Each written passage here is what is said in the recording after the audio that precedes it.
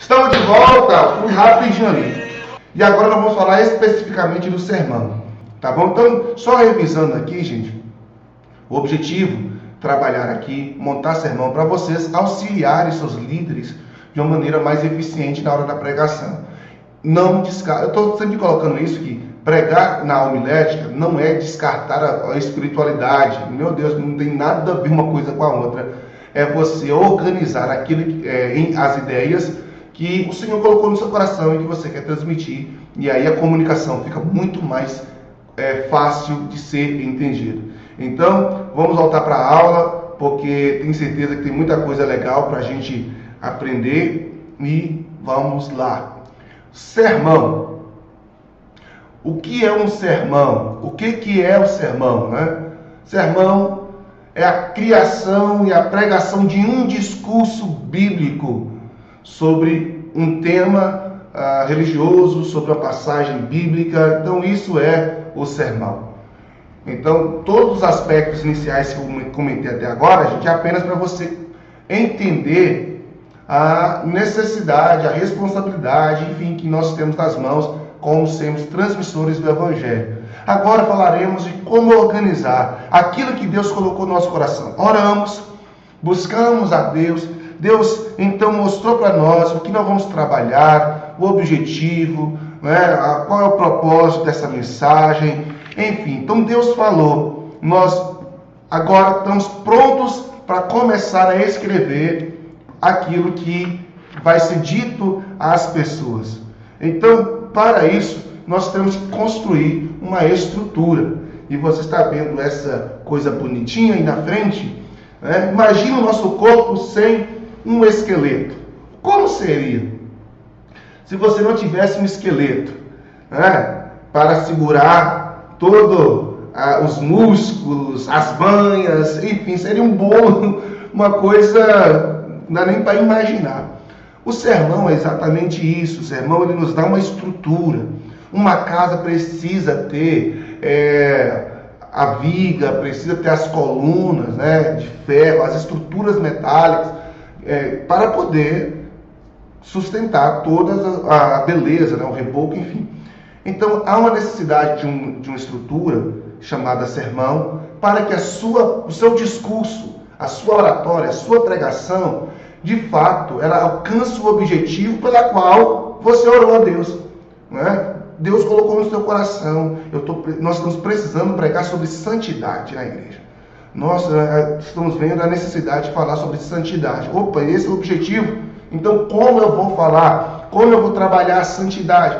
Qual o esqueleto que eu vou montar, a estrutura? Então, agora, mais do que nunca, papel e caneta na mão e vamos lá. Primeira coisa, colo. Para pregar você tem que ter colo. O que é isso, pastor? Colo. É tão bom. Você precisa ter clareza, organização, lógica e ordenação. Uma pregação sem confusão, ela só vai ter se ela tiver colo. Então é necessário, sabe, ter um sermão para que a sua pregação ela chegue no ouvinte de uma maneira estruturada e organizada. Então, coloca aí essa sigla na sua cabeça. Colo. Vai pregar, observa se a sua pregação tem colo. Exatamente. Tem colo na pregação? Tem clareza? Tem organização? Tem lógica? Tem ordenação? O que eu vou expor está claro? Então, é necessário ter esses princípios aí. Anotou? Tirou print, talvez? Enfim, tirou foto? Então, vou seguir. Colo, clareza, organização, lógica e ordenação. Então, qual é a estrutura de um sermão? Basicamente, eu coloquei aí na tela o que eu faço. Pode ter alguém que faça diferente. O que eu faço, eu coloquei aqui. Texto bíblico. Pregação nasce do texto. Ela não nasce da sua intenção. Ela nasce do texto. Você pode ter o objetivo, não vamos falar disso aqui agora. Enfim, eu quero trabalhar sobre santidade, eu quero trabalhar sobre adoração, enfim. Ok, essa é a sua intenção, é o seu objetivo, mas você vai orar a Deus. A pregação em si, ela vai nascer do texto na qual você orou a Deus, Deus te mostrou, você leu na Bíblia, tocou no seu coração, saltou aos seus olhos, porque isso é particular de cada um, gente. Talvez você fez sua devocional hoje e algo falou muito forte no seu coração naquele devocional e você vai começar a esmiuçar aquilo em detalhes e quando pensa que não, você tem um sermão. Muitos sermãos meus nascem dos meus devocionais. Para falar a verdade, quase todos nascem dos devocionais. No momento a sós com Deus na madrugada, eu orando, eu lendo meu texto, e ali, algo soltou nos meus olhos, eu começo, estava falando, o que eu quis dizer com isso? E eu vou anotando, penso que não, eu já estou com o meu esboço ali. Aí depois só vou colocar ali as subdivisões, aí eu vou pesquisar, fazer exegese, enfim. Então vamos lá, texto bíblico. É exatamente aqui que o pregador recebe de Deus a mensagem que deve pregar. E a partir desse ponto, deve estruturá-la para levar à igreja. Então eu tenho um texto. Qual texto? Ezequiel, Jeremias e tal. A partir desse texto, eu vou perceber que esse texto está falando de um assunto. Todo texto bíblico está falando de alguma coisa.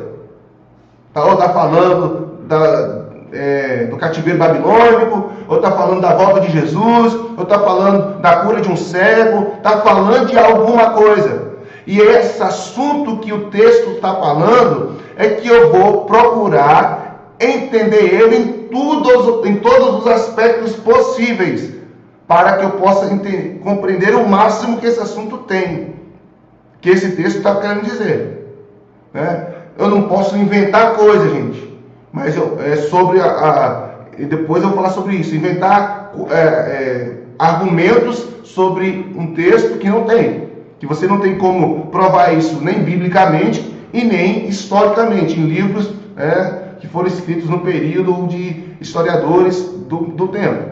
Então, alvo. Qual é o alvo que eu vou trabalhar a partir desse texto? O que o texto está me mandando falar? Porque o texto fala. Você vai ler, vou abrir aleatoriamente aqui um texto, agora, minha Bíblia. Abrindo aqui um texto. Eu abri agora em Jó, capítulo 21. Jó, capítulo 21. E vai dizer, então Jó respondeu, escutem com atenção as minhas palavras. Seja esse o consolo que vocês haverão de dar-me. Suportem-me enquanto eu estiver falando. Depois que eu falar, poderão zombar de mim. Gente, não faz isso comigo, não, tá? Bem oportuno o texto de Jó, capítulo 21, verso 1, na versão NVI. Obviamente, todo o texto, se você observar nesses versículos, por exemplo, agora, do verso 1 ao 3, Jó 21, você está com sua Bíblia aí, né? Nós estamos estudando sua pregação, com certeza você está com sua Bíblia aí. Então, abre ela aí, por gentileza. Jó 21, 1 ao 3, só até aqui, Jó está pedindo o quê? Que eles pudessem dar atenção ao que ele estava precisando dizer. Dar atenção ao que ele queria, e depois que ele o ouvisse, aí sim eles poderiam zombar, se eles quisessem. Então, a partir daqui, o que eu posso trabalhar nesse texto? Obviamente, gente, não é tão assim do jeito que eu estou falando, mas a partir desse texto aqui, eu já encontrei o que esses versos estão me dizendo. Só que esses versos estão dentro de um contexto, que é todo o capítulo 21, ou todos os capítulos que estão posterior a esse e o anterior, que a gente sempre tem que fazer isso. Ler pelo menos uns 3 capítulos antes e 3 capítulos depois do texto que eu vou ler, para eu ter um entendimento geral, para que eu possa compreender o contexto geral. Não que eu vou pregar sobre esses 7 capítulos, eu vou pregar sobre o texto, mas eu, pregador, preciso estar me situado do que aconteceu antes e depois. Mas enfim, vamos falar isso em exegese. Então, alvo, objetivo, o que eu quero. Aí, a partir disso, gente, eu vou ter o tema. O tema é a ideia onde você vai atrair a atenção das pessoas. Eu vou falar de cada um desses aqui detalhadamente daqui a pouco. Mas o ouvinte, ele precisa ter um insight, ele precisa de uma frase, ele precisa de algo que ele vai bater o olho e se interessa. Vocês viram, por exemplo, o tema da aula aqui hoje, né? Supere o medo de pregar. Foi intencional, porque eu sei que tem muita gente que tem medo de pregar, mesmo tem dom e talento, mas tem medo de pregar porque se acha impotente, se acha incompetente, se acha isso e aquilo outro. Então, você quer superar o medo de pregar? Beleza, assista a aula segunda e terça. Nós estamos no início, viu, gente, da aula. Então, acalma aí. Então, tem que ter algo que chama atenção. O ouvinte realmente precisa, sim, interagir com esse tema. O corpo do sermão é todo o processo, é a parte maior que você vai passar durante a pregação. A maior tempo da pregação você vai estar no corpo do sermão. Eu vou explicar isso detalhadamente para você. O corpo do sermão vai se consistir de introdução, transição, argumentação ou divisão, conclusão e apelo. Pastor de Deus, vai isso tudo numa pregação? Eu vou explicar detalhadamente, né? Eu vou explicar detalhadamente tudo, como vai esses processos. A começar de agora. Depois eu vou voltar aqui, mais nesses pontos. Vamos focar nas partes do corpo, porque amanhã eu quero receber algo da parte de vocês. Eu quero receber um presente de vocês, que será já o seu primeiro sermão estruturado dentro desse aspecto aqui. Introdução, transição, argumentação, conclusão e apelo. Então, corpo do sermão. Eu quero falar para você o seguinte. O sermão vai ter uma diferença do esboço. Como eu disse, o esboço é o esqueleto, onde vai apenas as informações mais objetivas do que você vai dizer. Eu vou montar aqui para vocês, tá bom? Eu vou colocar online aqui, eu vou montar ao vivo aqui com vocês. Por isso que eu não estou mostrando nenhuma figura. Então, o sermão é como se fosse o corpo todo de uma pessoa. Com olhos, com os músculos, com os nervos. O esboço é só o esqueletinho, é só a estrutura que vai receber toda a argumentação, enfim. Então, eu vou mostrar para vocês. Tanto o sermão como o esboço, gente, eles têm toda essa estrutura. Só que a diferença é a quantidade de informações que um vai ter do outro. O sermão é como se fosse um texto. Você pode até imaginar um texto sendo escrito, estruturado, e o esboço é só esqueletinho. É o que nós vamos montar agora. Então vamos lá. O esboço do sermão é um resumo. Ele deve apresentar somente os tópicos e os pontos importantes, que não podem ser esquecidos durante a exposição do sermão. Então isso é um esboço. Entendeu? Você pode escrever ali o tema, depois do tema, tópico 1, tópico 2, tópico 3, conclusão, em uma frase ou duas, e, enfim, você fez. É um esboço, é só uma estrutura. O que eu vou falar na introdução? Por exemplo, vou falar o sermão que eu preguei ontem na igreja, em forma de esboço. Eu preguei ontem e falei sobre... Agora fugiu bem na hora. Eu falei sobre Manassés. Fugiu agora o sermão. Ai meu Deus, fugiu agora a palavra que eu preguei ontem. Eu preguei ontem sobre Manassés. E o tema da mensagem foi... Jesus. Lições de uma vida restaurada. Foi o tema da mensagem, foi o que eu falei ontem. Na introdução, eu mencionei sobre restauração de objetos antigos.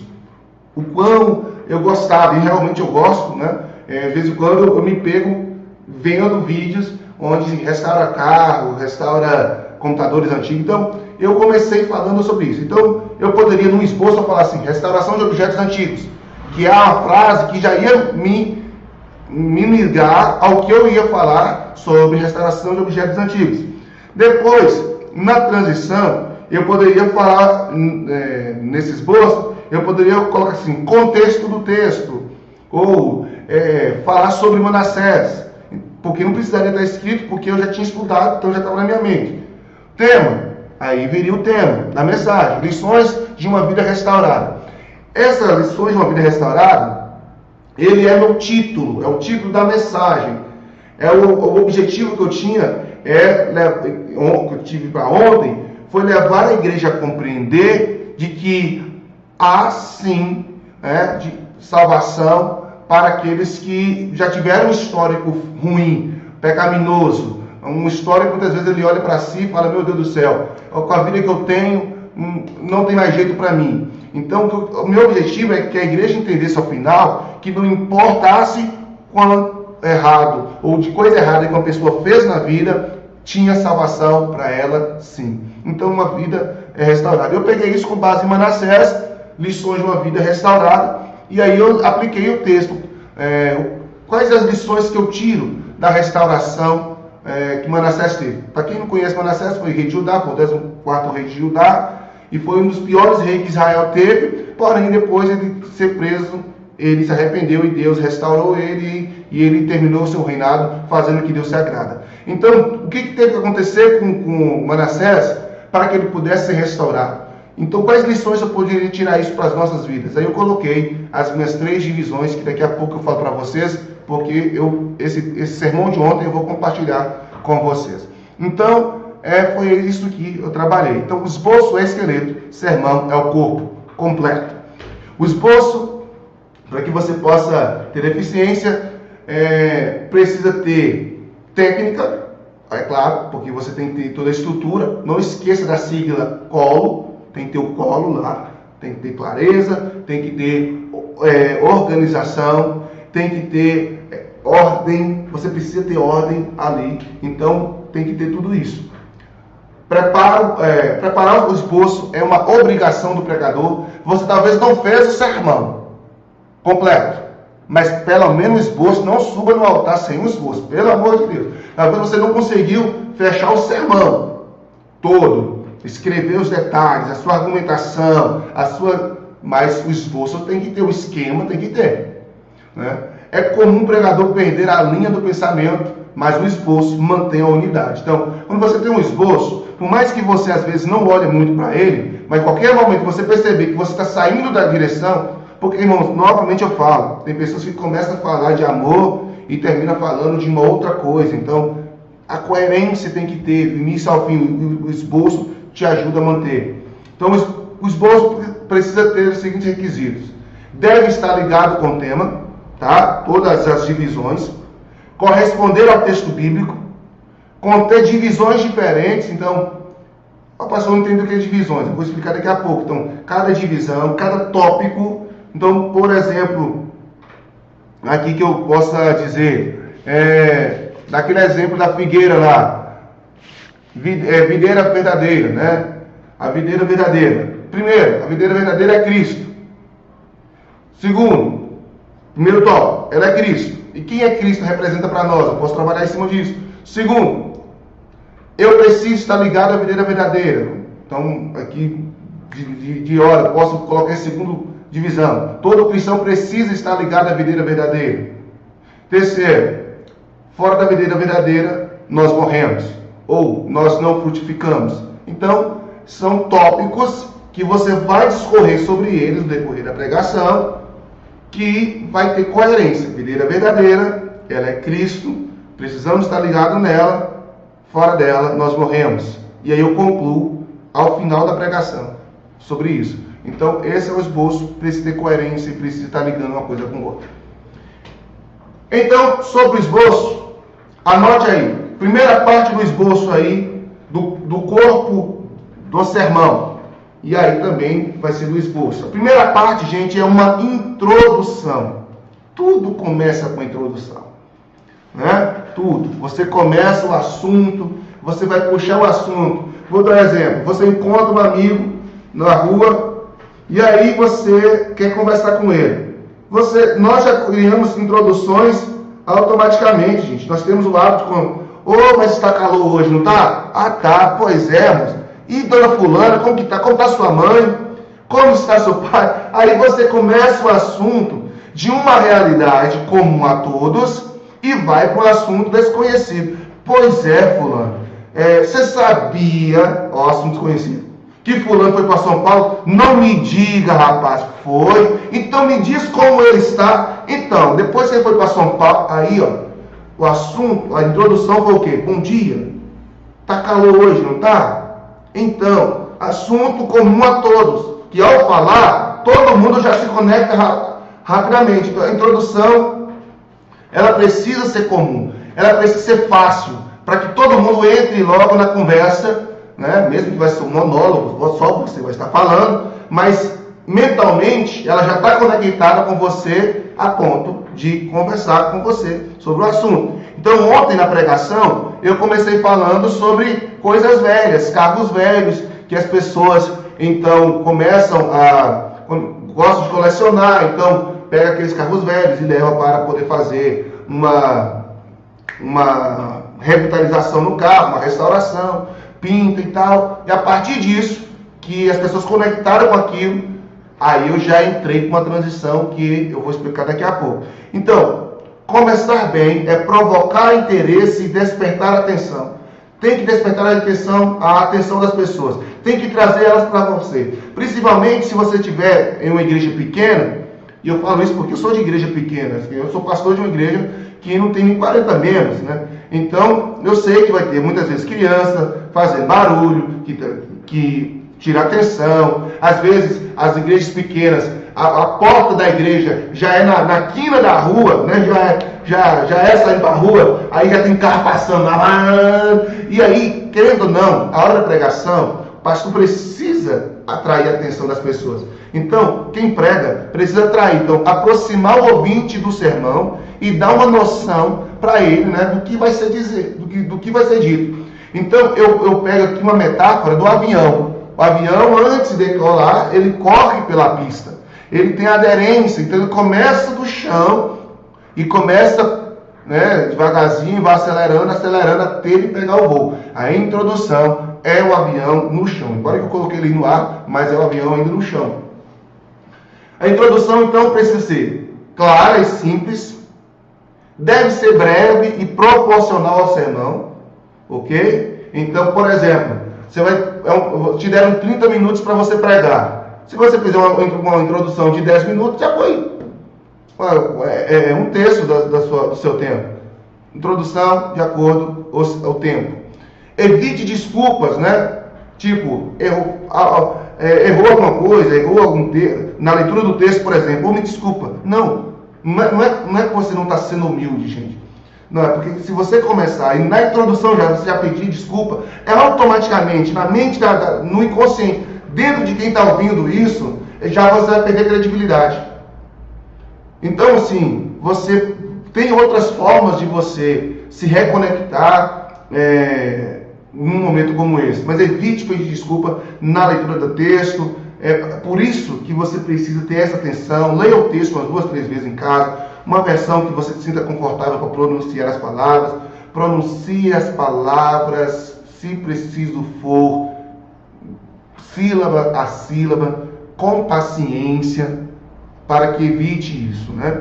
Então, não deve prometer mais do que se pode dar. Uma introdução, hoje o Senhor e tal, e aí a pessoa cria toda, olha rapaz, vamos, e aí quando vem o sermão, não é tudo aquilo. Esteja atento ao tempo de duração. Novamente, eu quero falar para vocês, sermão de 1 hora, qual é o ideal para uma introdução? Vai depender dos seus argumentos dentro da pregação. Embora quando eu falo sermão de 1 hora, gente, homileticamente, pelas regras da homilética, nunca pode acontecer. Homileticamente, o sermão deve durar em torno de 30 a 40 minutos. Né? Porém, todo quanto Patrick prega, geralmente 50 minutos. 50 minutos, 1 hora, às vezes, né? E eventos também, às vezes, demora mais. Bom, então, como eu posso fazer uma introdução? Use ilustrações. Imagine um assunto que possa estar conectado com aquilo que você vai tratar na pregação, principalmente se for um assunto sério, tipo uma correção. Você sabe que é aquele sermão que a gente sabe. Quando Deus vai chamar a atenção da igreja, ontem mesmo, quando fala assim de restauração, o primeiro tópico da sermão é: ninguém fica impune diante de Deus. Então, primeiro tópico já foi avassalador. Ó, não sei o que está fazendo, mas entenda uma coisa: Deus não é um Deus impune, porque Manassés foi alertado, mas chegou um momento que a casa caiu. Então, se for um sermão, então procure ilustrações que possam se basear nisso. Então, imagine que o assunto que será abordado seja complexo e abstrato. Então, comece com uma ilustração que explique e esclarece o que você pretende dizer. É óbvio, gente, ilustração é uma forma. Você pode usar outras maneiras também. Mas eu gosto muito de ilustrações. Ou ilustrações que podem trazer histórias. Por exemplo, vamos pegar aqui uma ilustração. A cigarra, né? Uma que trabalha e a formiga que trabalha e a cigarra que canta. Se você for pregar, por exemplo, dentro de um assunto de trabalhar na obra de Deus, que Deus não gosta de preguiçoso. Provérbios capítulo 6. Vai ter com a formiga preguiçosa. Olha, os textos já vêm. Provérbios 6, vai ter com a formiga preguiçoso. Então, você já pode começar uma pregação que vai falar sobre isso, contando a ilustração da cigarra e da formiga. Você pode também falar sobre ilustrações que falam de conhecimentos intelectuais, por exemplo, descobertas científicas, metáforas, alegorias, experiências pessoais ou testemunhos. Você pode começar, olha, irmãos, eu quero começar a ministração de hoje falando de algo que Deus falou comigo, aconteceu comigo há 2 anos atrás, aconteceu isso, isso e isso. Por exemplo, se você vai pregar sobre o título ou o objetivo de cura, né? Um sermão que vai falar sobre cura. Você pode contar uma experiência de cura pessoal ou de alguém? Então, isso é muito importante. A sua introdução, ela pode ser também interrogativa. Entende? O nome já fala, com uma pergunta, com uma interrogação.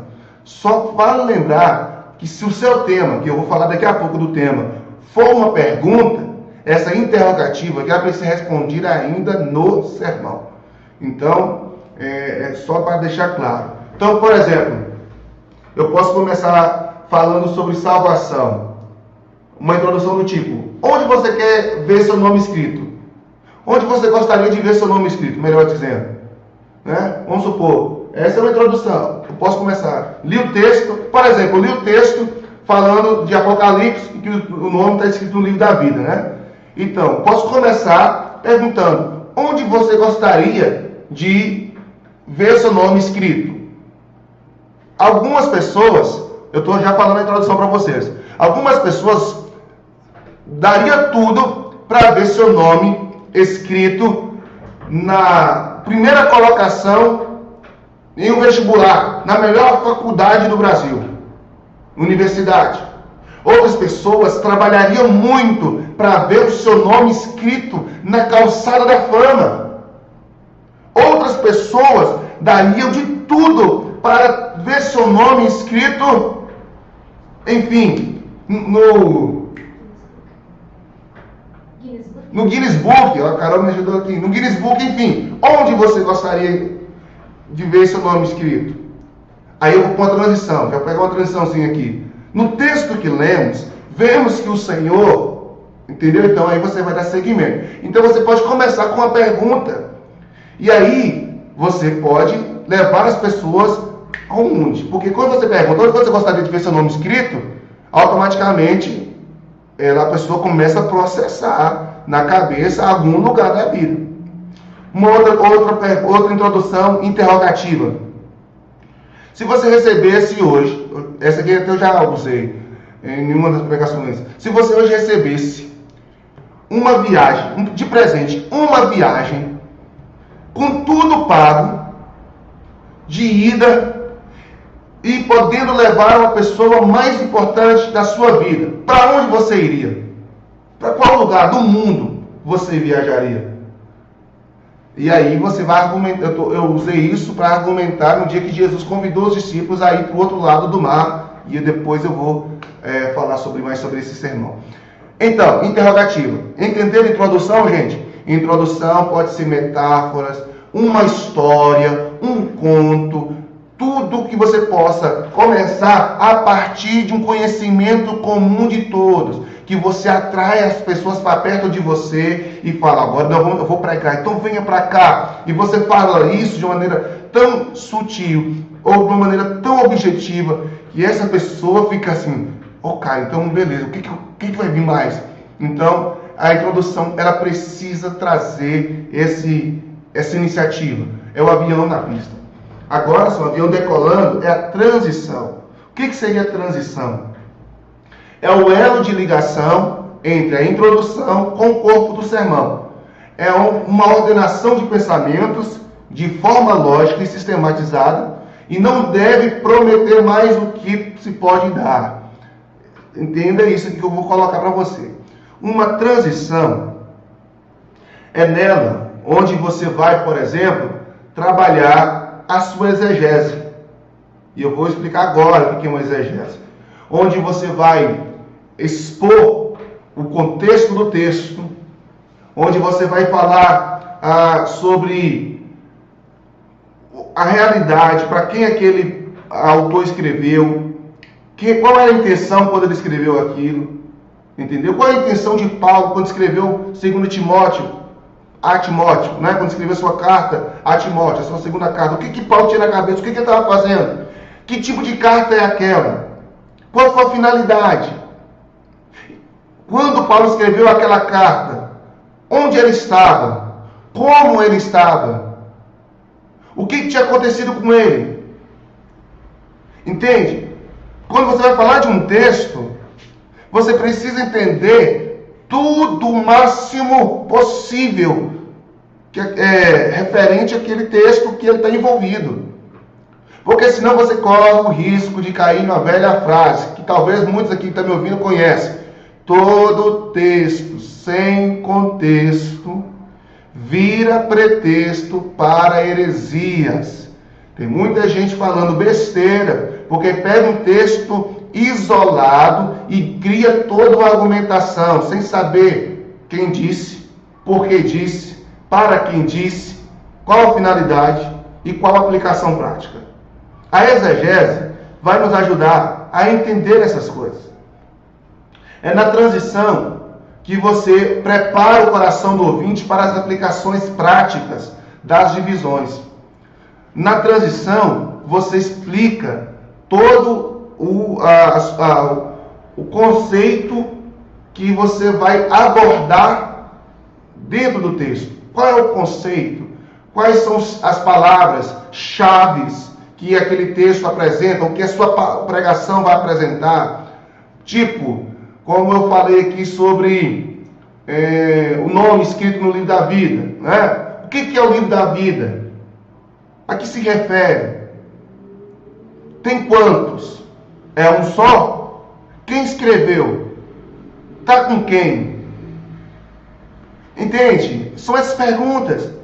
Eu vou escrevendo isso, gente. Eu escrevo tudo. Todas essas informações têm que ser colocadas e depois organizadas. Tudo isso que vocês conseguem tem que ser colocado.